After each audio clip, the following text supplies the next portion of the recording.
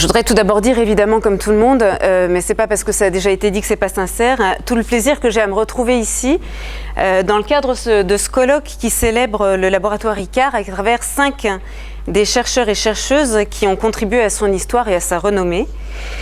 On m'a très récemment suggéré, non sans perfidie, quand je suis arrivée à Lyon ces jours-ci, qu'aujourd'hui personne ne se souvenait que j'avais un jour appartenu à ce groupe de recherche. Et pourtant, pour moi, en participant à ce colloque, j'ai vraiment... Merci Véronique. J'ai vraiment le sentiment de revenir à la maison et je me réjouis que l'occasion me soit donnée aujourd'hui de dire ce que je dois, à qui je le dois et puis d'essayer de suggérer ce que j'en ai fait.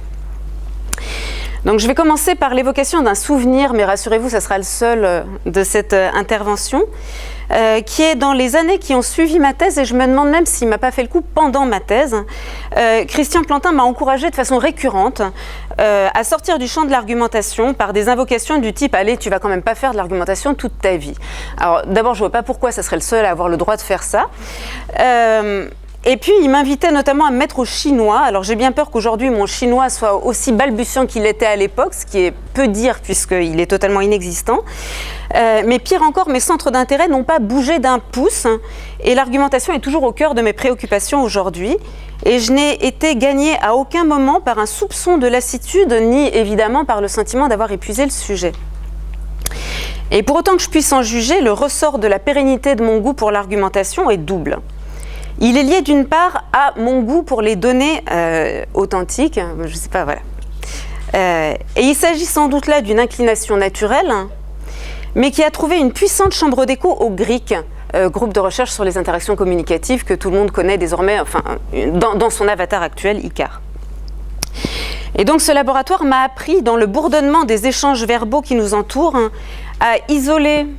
J'ai dû quand même, que ça serve un peu à quelque chose.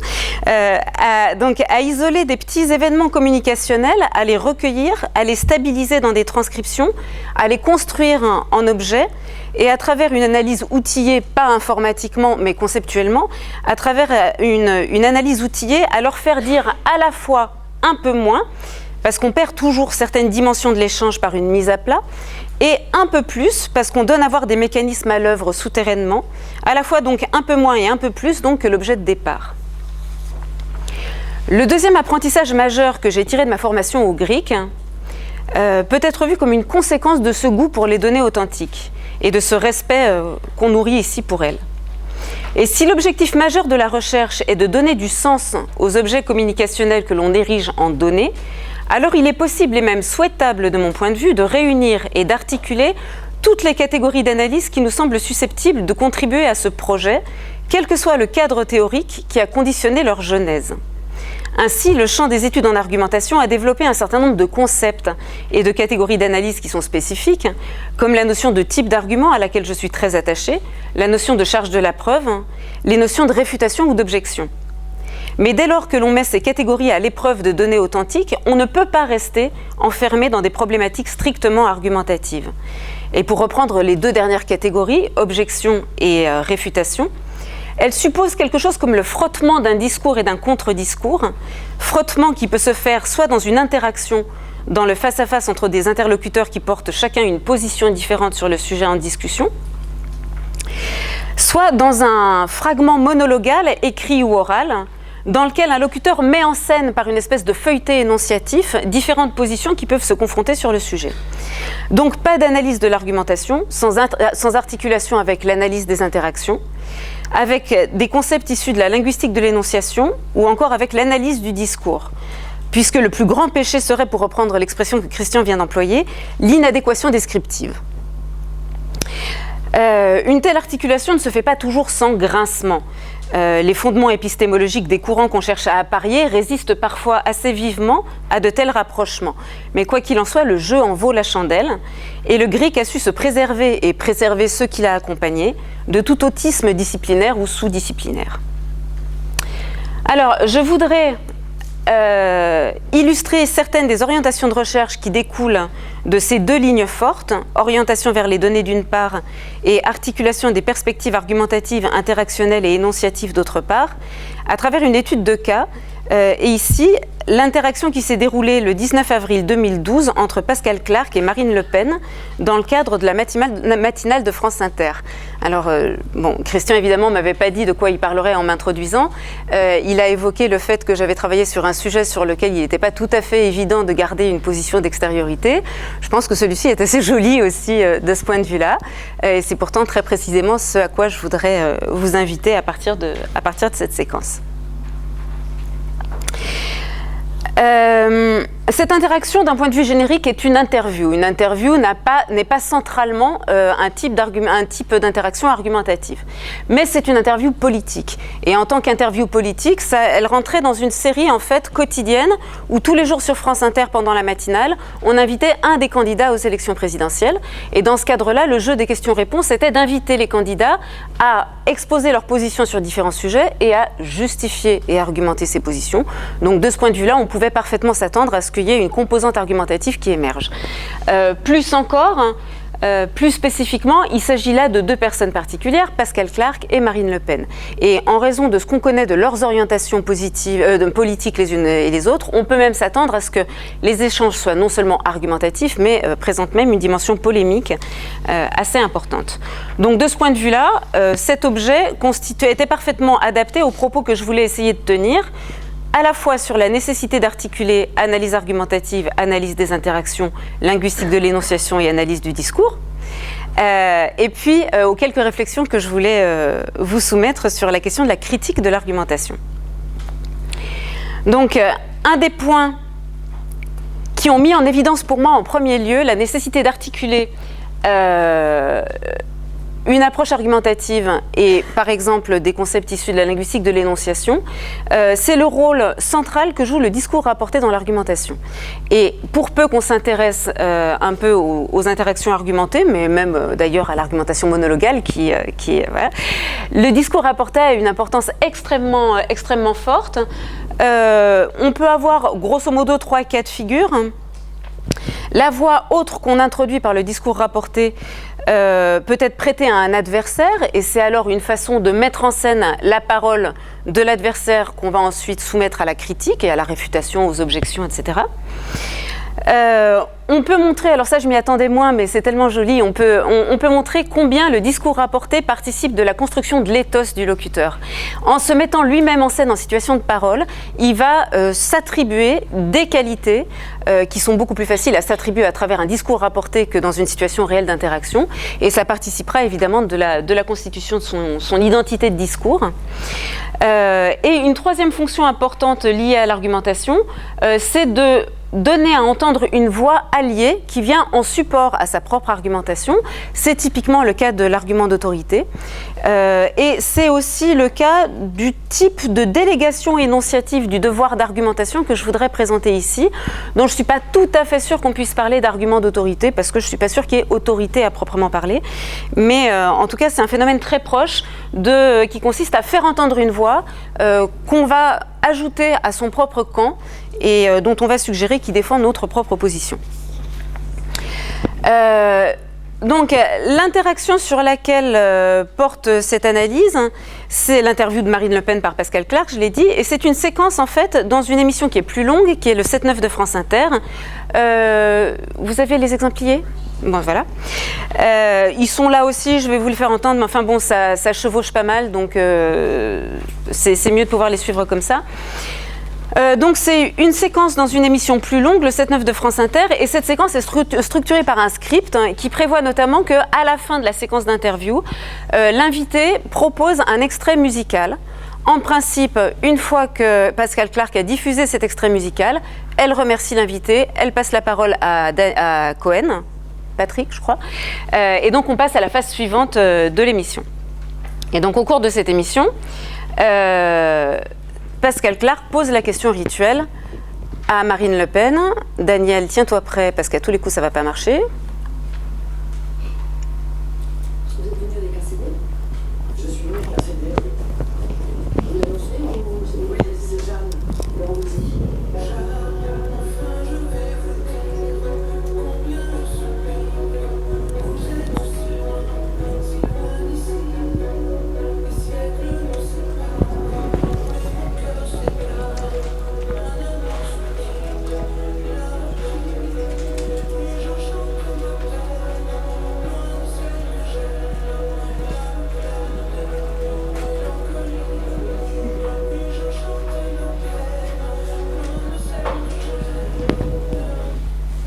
Voilà.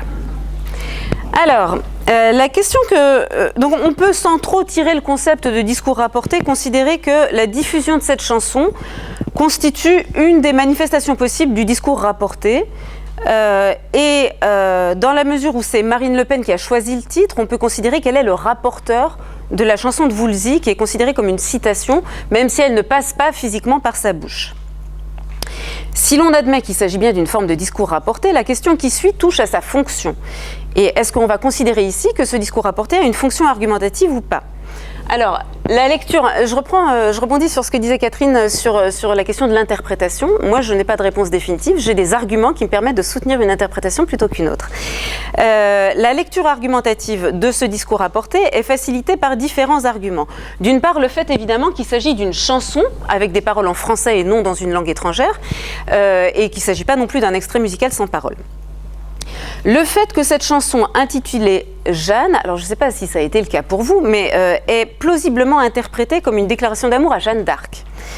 Cette interprétation qui a été la mienne est bien sûr liée, outre le titre, Jeanne, au thème de la chanson qui évoque l'amour impossible d'un contemporain et d'une femme ayant vécu dans le passé. Par ailleurs, l'ambiance musicale de ce morceau est qualifiée par Woolsey de médiévale. Enfin, quand il est interrogé sur son dernier album et sur cette chanson, même s'il se garde bien d'affirmer que dans cette chanson, c'est de Jeanne d'Arc qu'il parle, il évoque à son propos sa passion pour le Moyen-Âge, son intérêt pour les relations au Moyen-Âge, même au XVe siècle, entre la France et l'Angleterre. Et il mentionne par ailleurs Jeanne d'Arc comme un des éléments de son paysage intérieur au moment de la composition de l'album en collaboration avec Souchon. Donc il y a quand même de forts indices pour considérer que ça a quelque chose à voir avec Jeanne d'Arc.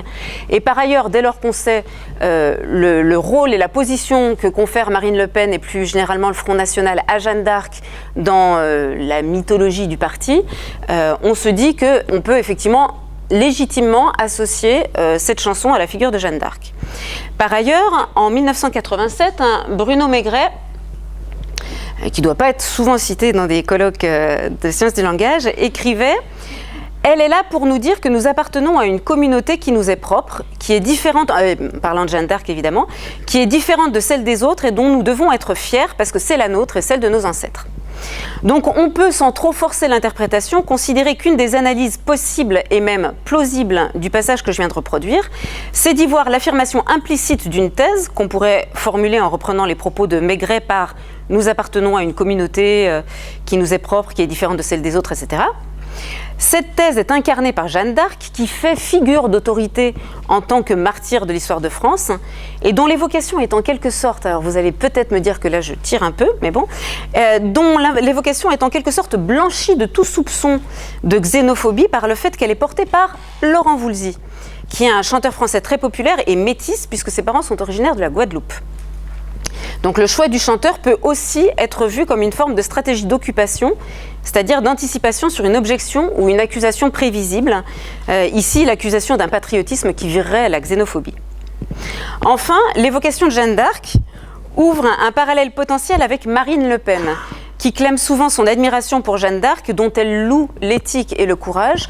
Or, dans le début de cette interaction, quand Pascal Clark lui demande quelle est sa principale qualité, elle répond « le courage ». Et elle insiste beaucoup sur la revendication de son courage politique. Donc cette lecture argumentative de la diffusion de la chanson de Woolsey n'est à aucun moment thématisée, ni par Marine Le Pen, ni par Pascal Clark. Par contre, il se passe un truc après qui suggère que c'est bien comme ça que Pascal Clark l'a comprise, ce qui ne veut pas dire que ce soit la bonne interprétation, mais en tout cas c'est comme ça visiblement qu'elle l'a comprise, puisqu'elle enchaîne de la façon suivante. Voilà, bon.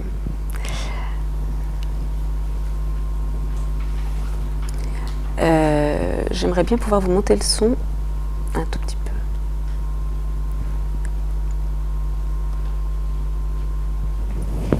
Laurent Woolsey, Alain Souchon, qui ont aussi écrit Belle île en mer, très belle chanson. Très belle chanson. En France, violence, manque d'indulgence par les différences que j'ai. Encore merci Marine Le Pen. Patrick Cohen.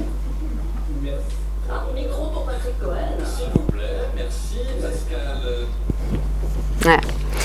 Alors, contre une citation qui peut être lue comme une incitation à la résistance contre l'envahisseur, Une autre citation du même chanteur, les paroles sont également écrites par Alain Souchon, empruntée à un des morceaux les plus populaires du chanteur, Belle-Île en mer, et qui évoque le sentiment de rejet qu'a pu avoir Laurent Voulzy, métisse d'origine guadeloupéenne comme je le disais, et ayant grandi à Nogent-sur-Marne, en raison de sa différence. Ici encore, une lecture argumentative de la citation semble s'imposer. D'abord parce que le passage cité est loin d'être le plus connu de la chanson. Donc dans la mesure où c'est pas le plus connu, on se dit qu'il doit bien y avoir une raison à ce que ce soit cette séquence spécifiquement et qui a été choisie. Évidemment ensuite parce que ce passage renvoie à la thématique du racisme et de la discrimination et que dans ce sens-là, ça fait écho aux accusations qui sont souvent portées contre Marine Le Pen et plus largement contre le Front National. Troisième argument en faveur de cette lecture argumentative, c'est le fait que ça se passe dans un contexte où il y a eu diverses protestations contre la récupération par le Front National de références culturelles qui sont habituellement associées à la gauche. Elle cite Jean Jaurès, voilà, etc. Donc, dans cet esprit-là, citer Voulzy, ça peut provoquer des réactions qui est « Oh, il est à nous, il n'est pas à vous ». Donc, citation contre citation, ça peut être vu comme une espèce de réponse de ce type-là.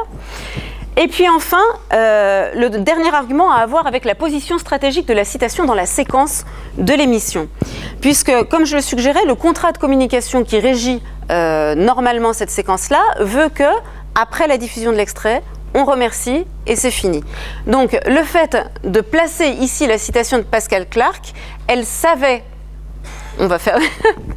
elle savait qu'on n'aurait pas le temps d'aller plus loin, et que ce ne serait pas possible pour Marine Le Pen de réagir à ça et de répondre. Donc, on a beaucoup d'arguments pour dire qu'il y a probablement une lecture argumentative qui peut se faire de cette séquence-là. Donc, vous avez remarqué la grande prudence avec laquelle j'avance des hypothèses sur la lecture argumentative ou pas de ces séquences de discours rapportés. Je me garderai bien... j'ai retenu des leçons de Catherine Orecchioni d'utiliser le principe d'interprétation dialogique et de dire que ce qui suit témoigne de la vraie interprétation de ce qui précède. En revanche, ce que je voudrais montrer, c'est que clairement, Marine Le Pen, elle, affiche une interprétation argumentative de ce qui a précédé et qu'il se passe la chose suivante. Alors c'est là le plus beau morceau de ce... Voilà.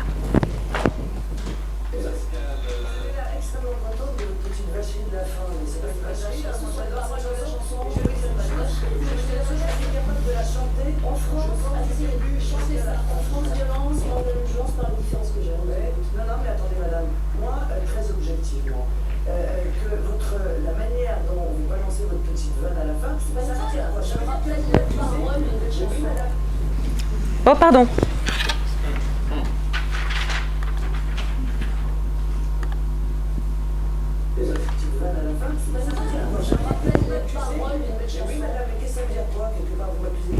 C'est là.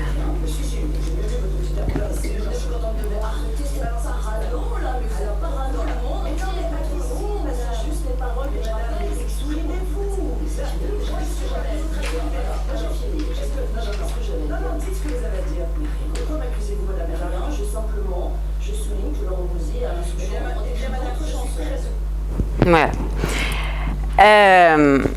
Alors, ce que je voudrais signaler, je vais faire vite, bon, à partir de cette petite séquence-là, c'est d'une part que ça nous ouvre la voie à une orientation de recherche qui m'intéresse beaucoup, qui est la question du lexique, du métadiscours sur l'argumentation. Ici, on a le terme de vacherie qui apparaît. On peut en avoir plein. On a amalgame, procès d'intention, etc., qui apparaît dans les discours ordinaires. Ici, le terme de vacherie et la négociation auquel il donne lieu est extrêmement intéressante. Une vacherie, c'est... une parole ou une action méchante dans le Petit Robert. Et ce qui caractérise donc la vacherie, c'est l'intention de nuire. Or, Marine Le Pen, qui propose ce premier terme, revient dessus en fait très rapidement et en disant en fait non, c'est pas une vacherie, moi j'adore cette chanson. Ce qui revient à redéfinir la vacherie, non pas par rapport à l'intention de nuire à laquelle elle renonce à aucun moment, mais son efficacité. Et s'il n'y a pas de capacité de nuisance de ce qui était vu comme une vacherie, c'est plus une vacherie. C'est une espèce de truc qui tombe à plat. Donc voilà, de ce point de vue-là, ça m'intéressait aussi. Ce qui m'intéresse encore, j'essaie de voir ce que je peux sauter. Ce qui m'intéresse encore, c'est la qualification de parano, qui est utilisée par... donc, elle dit c'est une vacherie. Pascal Clark dit pas du tout. Pascal Clark dit c'est juste une citation d'une belle chanson. Hein, et elle traite Marine Le Pen de parano. Moi, c'est un des procédés extrêmement classiques de disqualification ad hominem de l'adversaire. On disqualifie l'autre en disant que sa santé mentale est fragile, ce qui permet de disqualifier par ricochet la thèse qu'il défend sans avoir à la discuter précisément. Ce qui m'a frappée, je ne sais pas si vous avez partagé ce sentiment-là, c'est le sentiment d'inconfort que fait naître cette séquence chez nous. Et on se dit, la position de Pascal Clark, elle est limite. Et ça met d'autant plus mal à l'aise qu'on aurait préféré détecter des paralogismes et des comportements vicieux chez Marine Le Pen plutôt que chez Pascal Clark. Donc ça soulève la question de la critique de l'argumentation. Et qu'est-ce qu'on fait avec un comportement comme ça ? Et c'est beaucoup plus facile en fait de critiquer le comportement argumentatif de quelqu'un avec qui on n'est pas d'accord que de critiquer le comportement argumentatif de quelqu'un qu'on aurait voulu voir triompher, si possible, d'une interaction de ce type-là. Et donc c'est la dernière question que je voulais aborder ici, qui avait été un tout petit peu abordée par Christian. Au sein du collectif de recherche dans lequel j'ai été formée, qui est donc le laboratoire du GRIC, il y avait au moins 2 positions sur cette question de critique de l'argumentation. La première position est celle qui est défendue par Christian Plantin, qu'il a évoquée un petit peu tout à l'heure, qui constitue à restituer aux participants la tâche de critiquer l'argumentation. Et la magnifique citation de Hamblin sur laquelle il avait attiré mon attention consiste à dire, grosso modo, il y a quelque chose de répugnant à voir un logicien s'emparer de son expertise et au nom de son expertise émettre des jugements sur l'interaction argumentative qu'il observe, alors qu'en fait il ne fait que reproduire, grosso modo, les jugements des participants eux-mêmes.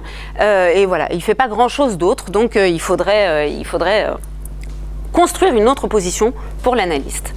Alors elle va me détester, mais la deuxième position que je voudrais évoquer, c'est celle qui a été initiée par Catherine Orecchioni dans le volume dont parlait Christian tout à l'heure, donc sur l'argumentation, volume collectif, dans un article qui s'appelle « Argumentation et mauvaise foi », qui parle finalement assez peu de mauvaise foi, mais plutôt de paralogisme et de la question de la critique de l'argumentation.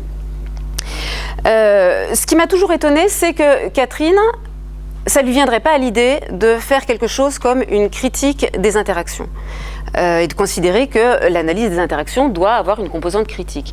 Ça ne lui viendrait pas trop à l'idée, je pense non plus, sur l'analyse de discours. Par contre, sur l'analyse de l'argumentation, oui. Et je ne suis pas sûre de bien comprendre, enfin un peu quand même, mais voilà. Et elle défend, si j'ai bien compris, 2 choses, une à laquelle je me rallie de plus en plus et une à laquelle je résiste.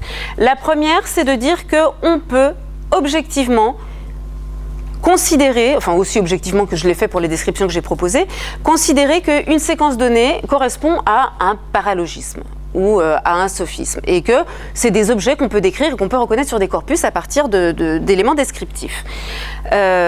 J'avais tendance à dire non, en fait oui, si je crois que c'est assez, voilà. La deuxième question, c'est est-ce que c'est une position qui est tenable par l'analyste, et dans quelle mesure est-ce que ça fait partie de son boulot, de l'analyse de l'argumentation, de faire ce genre de choses? Évidemment, il y a plusieurs réponses sur le sujet. Moi, ce que je voudrais dire, c'est que ce qui me dérange, c'est si je pense avoir d'assez bons arguments pour dire que le comportement de Pascal Clark dans cette interaction relève de la mauvaise foi. Et on peut préciser la définition qu'on a, on peut avancer différents arguments en faveur de cette interprétation. Je pense qu'on a de très bons arguments pour dire ça. Une fois qu'on a dit ça, on a dit quoi? Une fois qu'on a dit ça, on a dit « je partage l'interprétation affichée par Marine Le Pen dans cette interaction ». Ça fait pas plaisir. On préférerait que... Moi, je trouve que... Catherine dit pas du tout. Voilà, moi, je trouve que ça revient à rabattre la position de l'analyste sur celle des acteurs, et que, en fait, en disant ça, j'affiche, moi, comme analyste, la même interprétation de ce qui s'est passé que celle que Marine Le Pen affiche et que elle, contrairement à moi, cherche à exploiter stratégiquement. C'est la seule différence entre nous si je fais ça. Donc, moi, ce que je me dis, c'est que ce genre de jugement ne me permet pas de construire une position d'analyse qui me paraisse satisfaisante, je vais dire un gros mot, mais scientifiquement. Je ne vois pas ce que ça apporte de plus à ce que disent les acteurs. Les acteurs disent parfois des choses très intéressantes avec lesquelles on peut être d'accord, mais il ne me semble pas qu'on puisse s'arrêter là. Et voilà, moi ce qui m'intéresse aussi, c'est de me dire, j'ai fini, c'est de me dire que moi, la façon dont je définis l'argumentation, c'est ce à quoi Christian faisait allusion. Je définis l'argumentation comme le mode de construction d'un discours qui vise à le rendre plus résistant à la contestation. Donc ce qui m'intéresse, c'est le frottement du discours et du contre-discours. Et dans cette interaction-là, ce qui m'intéresse, c'est de voir comment le discours et le contre-discours qui s'affrontent construisent leur défense et ouvrent des failles par rapport à l'interlocuteur et de voir comment ces failles sont exploitées dans l'interaction. Et ce qui m'intéresse évidemment ici, c'est que le positionnement de Pascal Clark ouvre des autoroutes à Marine Le Pen, dans lesquelles, évidemment, elle va s'engouffrer. Alors, je vous épargnerai la dernière bande-son, qui est en fait, Marine Le Pen, finalement, va développer son discours selon lequel, vous connaissez, elle prétend être la seule à défendre l'égalité, puisqu'elle est contre la discrimination positive. Et alors, magnifique du point de vue interactionnel, elle remercie Pascal Clark de lui avoir donné l'occasion de clarifier sa position sur ce sujet-là. On a exactement le même usage, mais symétrique là pour le coup, des remerciements un petit peu plus haut dans l'interaction. Donc, ce que je voulais à partir de là, c'est d'une part montrer que comme tout le monde, je travaille sur des données et que mais elles sont totalement inépuisables. Donc je ne vois pas pourquoi on s'en fatiguerait. D'autre part, on a besoin d'articuler des perspectives disciplinaires et sous-disciplinaires pour pouvoir faire dire des choses des objets, parce qu'on ne peut pas s'en tirer avec une seule orientation. Et je voulais relancer cette question qui revient tout le temps sur la position de la critique dans ces domaines-là, dans le domaine de l'argumentation. Et qu'est-ce qu'on peut faire de ces notions de paralogisme quand on travaille en argumentation? Voilà, merci.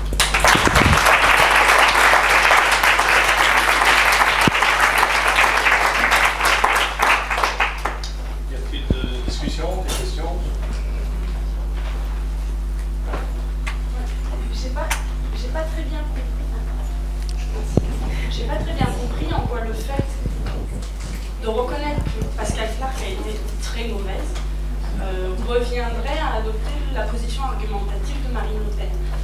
Parce que le fait que Pascal Clark ait été très mauvaise ne veut pas dire que Marine Le Pen a été convaincante.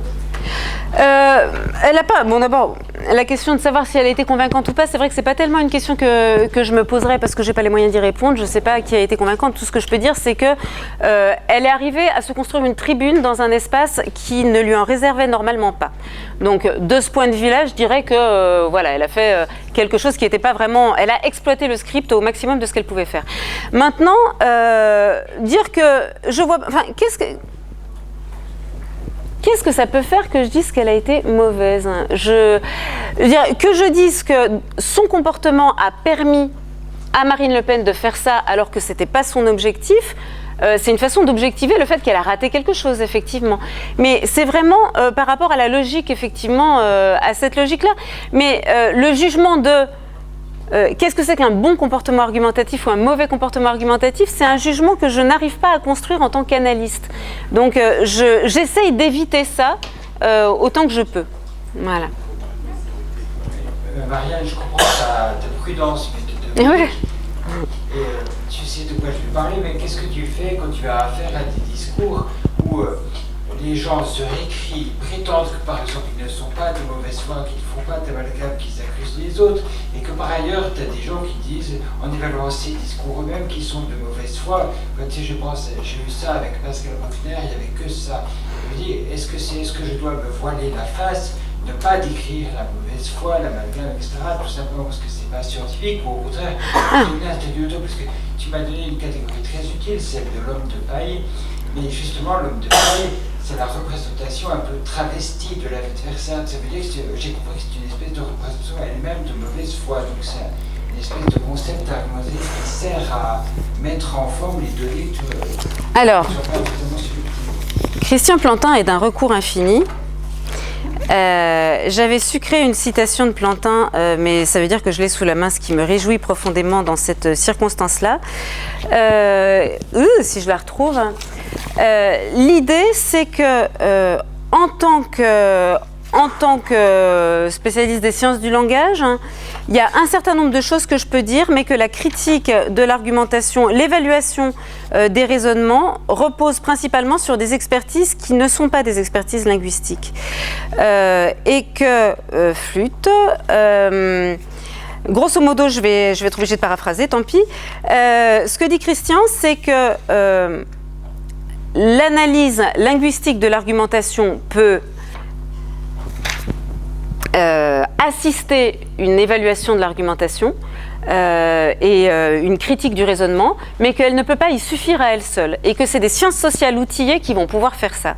Et que donc, par exemple, confronter un discours à la réalité pour savoir si c'est vrai ou si c'est pas vrai, c'est pas le linguiste qui va faire ça, c'est l'historien, le sociologue, l'économiste, etc., etc. Et le linguiste, ce qu'il va pouvoir faire, c'est orienter, c'est permettre de dégager les questions qui vont permettre d'évaluer une argumentation, par exemple. C'est ce que font les spécialistes d'argumentation qui, à des types d'arguments, associent un certain nombre de questions critiques auxquelles on va soumettre cet argument pour voir s'il est mené d'une façon solide ou pas. Ces questions-là, le spécialiste de l'argumentation va permettre de les repérer, mais les réponses à ces questions, en général, il n'est pas à même de les apporter, et c'est effectivement des expertises relevant plus largement des sciences humaines qui vont y contribuer. Donc, ma réponse n'est pas, bien sûr, que c'est pas possible d'évaluer un raisonnement ou d'évaluer une argumentation, mais qu'une approche linguistique de l'argumentation ne permet pas, dans bien des cas, d'apporter des éléments de ce type-là. Oh, mais... Je vois ce que tu veux dire par il n'y a pas d'argument linguistique, parce que je te donne un exemple. Pascal Bruckner qui dit contre les écologistes qui veulent promouvoir le vélo, qui dit rappelons que le plus grand prometteur du vélo, ça a été le maréchal Pétain. Point. C'est pas la question de savoir si c'est vrai ou si c'est pas vrai, même si c'est vrai, il n'empêche que l'argumentation ici vise à dessouder, disons, les écologistes en les amalgamant avec le régime de Vichy. Oui. Bon, moi, ça, je le dis. C'est une description que je pourrais faire, oui. En quoi est-ce que ça relève des sciences sociales et pas de l'analyse ? Non, cette description que tu viens de faire, c'est une description du mécanisme de l'argumentation. C'est pas une évaluation, c'est-à-dire que moi, je rajouterais juste pas, c'est mal. Tu vois ? Mais dire que... écoute,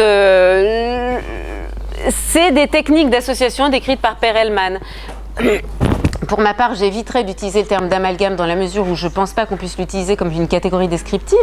Mais moi, ce que je ferais sur ton exemple, si tu veux, pour te répondre, ce que je ferais, c'est que je dirais, c'est une technique d'association et qui ouvre la voie à tout un éventail de contre-discours et de discours critiques qui sont ou pas réalisés par des opposants, mais que moi, je ne veux pas prendre cette position-là d'opposant. Voilà.